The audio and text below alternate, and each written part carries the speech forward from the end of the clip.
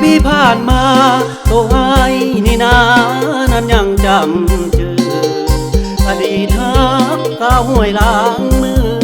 ไอ้ยังจำชื่ออยู่ในหัวใจ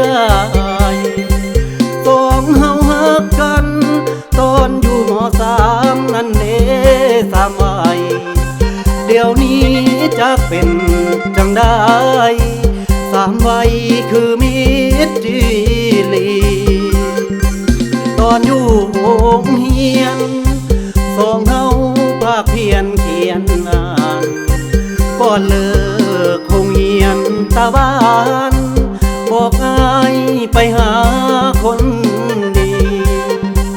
ตอนอยู่เที่ยงนาน้องบอกหักอายอีหลีแต่ว่ามาถึงตอนนี้คนดีน้องมาเปลี่ยนใจสาวบ้านแคมทางน้องนางไอ้ยังจำชื่อแต่ก่อนเคยหักตาห้วยล้างมือไอ้ยังจำชื่อบอกเคยลืมลายพอถึงยามนาน้องบอกหักไอ้หมดใจสองเฮากินแก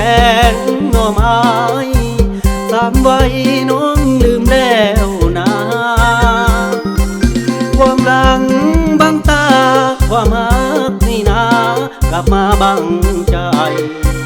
บ่ฮู้สิเหตุจังใดกับสาวบ้านไกลไอ้ยังจำเจออดีตเคยหาเบานักศึกษากับสาวห้วยล้างมือไอ้ยังหักน้องทุกมือสาวห้วยล้างมือเจ้าลืมสัญ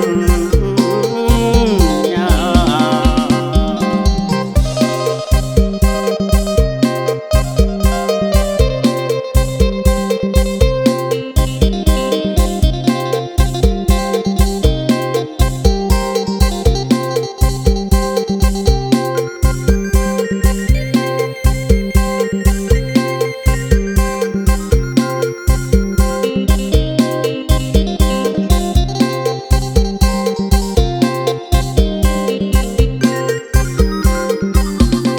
บ้านแคมทาง